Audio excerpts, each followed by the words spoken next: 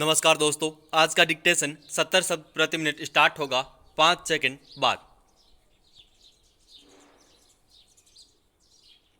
Start. इजाज़त के बगैर भारत के समुद्री क्षेत्र में अमेरिकी नौसेना का नौ परिवहन अभ्यास फ्रीडम ऑफ नेविगेशन ऑपरेशन गंभीर चिंता का विषय है।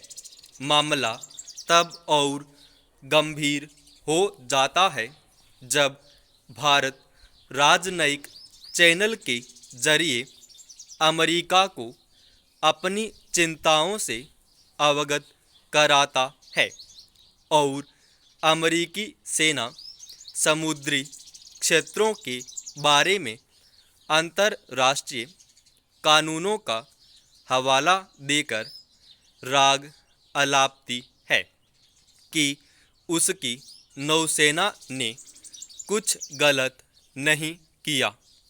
अमेरिकी नौसेना के 7वें बेड़े ने खुद बयान जारी कर खुलासा किया था कि 7 अप्रैल को उसके युद्धपोत USS जॉन पॉल जोन्स ने नौ परिवहन अधिकारों और स्वतंत्रता का प्रदर्शन किया।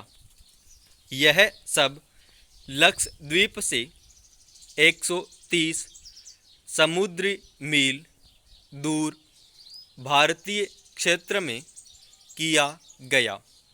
बयान में जिस तरह की भाषा का इस्तेमाल किया गया वह कम आपत्तिजनक नहीं है।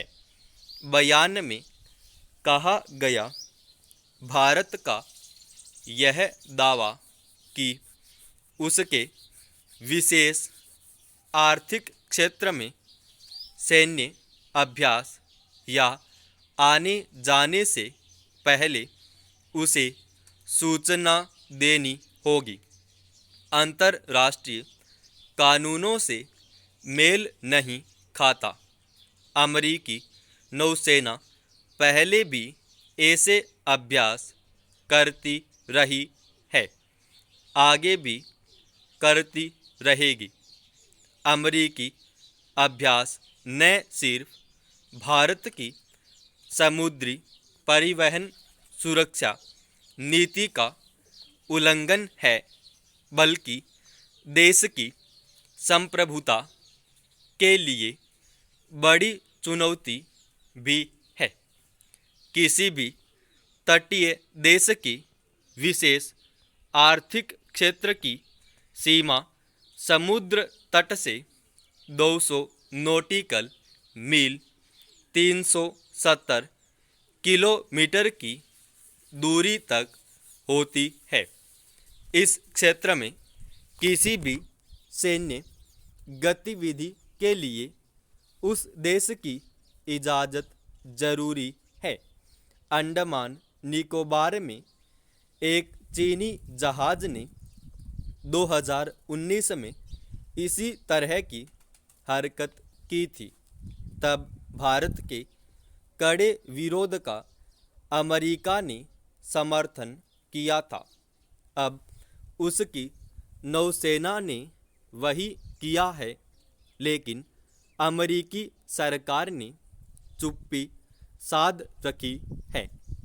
क्वाड देशों के नेताओं की बैठक में हिंद प्रशांत क्षेत्र में फ्रीडम ऑफ नेविगेशन को मजबूत करने पर जोर जरूर दिया गया था।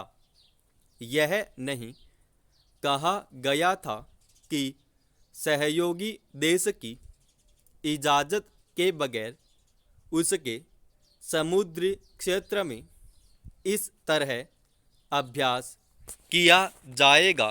ऐसे अभ्यास के तहत अगर विदेशी जहाज किसी देश के जल मार्ग से गुजरता है तो उस देश की सहमति जरूरी है।